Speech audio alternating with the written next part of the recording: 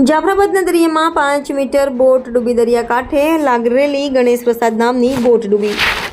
અમરેલી જિલ્લામાં છેલ્લા 5-6 દિવસથી અવિરત વરસાદની જનજીવન પ્રભાવિત થયું છે, ત્યારે જાફરાબાદ દરિયા 5મી બોટ ડૂબી હોવાના વાવડ મળ્યા છે। દરિયા કિનારે લાંગરેલ ગણેશ પ્રસાદ બોટમાં નીચે ગાબડું પડતા બોટ ડૂબી, એક પણ ખલાસી વિના લાંગરેલી બોટ ડૂબી જતા બોટને નુકસાન।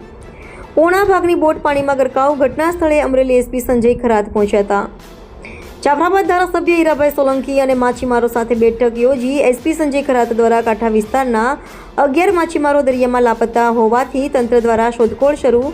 જાફરાબાદ તંત્ર એલર્ટ। દરિયામાં કરંટ હોવાથી દરિયા કિનારે ન જવા સૂચનાઓને આપી।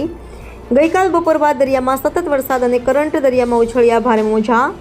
ધારાસભ્ય હીરાભાઈ સોલંકી દ્વારા પીપળી કાંઠા વિસ્તારમાં વસતા માછીમારોની રૂબરૂ મુલાકાત કરી લાપતા ખલાસીઓના પરિવારને મળીને હિંમત અપાવેલ। રિપોર્ટર અશોક મણવર, અમરેલી।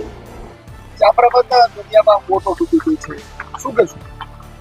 આપ સૌ જાણો છો આ વખતનો જે ફિશિંગ સિઝન છે એ રાખી પૂનમ પછી ચાલુ થયો હતો અને અત્રેના વિસ્તારના જે જાફરાબાદ સ્થિત ફિશિંગના બોટો છે, આશરે 700 જેવા બોટો 15 ઓગસ્ટ પછી દરિયામાં ગયા હતા, પરંતુ અચાનક મોસમમાં બિગાડ આવવાના કારણે ગઈ રાત્રે આપણા વિસ્તારના 3 બોટો જયશ્રી તાત્કાલિક નામની, મુરલીધર નામની અને દમયંતી નામના 3 બોટો દરિયામાં ખરાબ મોસમ અને બહુ જ તોફાની પવનના હિસાબે ડૂબી ગયા હતા અને આમાં કુલ 27 જે ખલાસીઓ હતા, આમાંથી 16 ખલાસીઓ પરત આવેલ છે। આમાં અમુકને મેડિકલ ટ્રીટમેન્ટ ચાલે છે, પરંતુ અન્ય જે 11 ખલાસીઓ આ બોટ ઉપર હતા એ હજી ગુમ છે।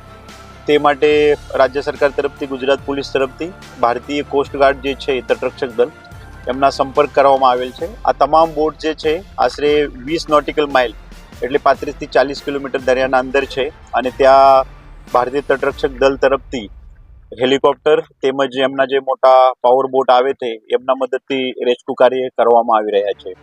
સાથે સાથે સૌ માછીમારી ભાઈને અમારા તરફથી વિનંતી છે કે હાલ દરિયો બહુ તોફાન ચાલે છે, દરિયો બહુ રફ છે, તો હાલ જે કુલ 60-65 જેવી બોટો દરિયામાં છે એ પરત આવવા ઉપર બાકી છે અને અમુક બોટો જે મહારાષ્ટ્રના સરહદ અથવા દમણની સરહદ લાગીને છે એ અમુક બોટો આપણી ત્યાં સંપર્ક કરીને પ્રશાસન સાથે ત્યાં પણ આપણે રેસ્ક્યુ કરીને પહોંચાડેલ છે।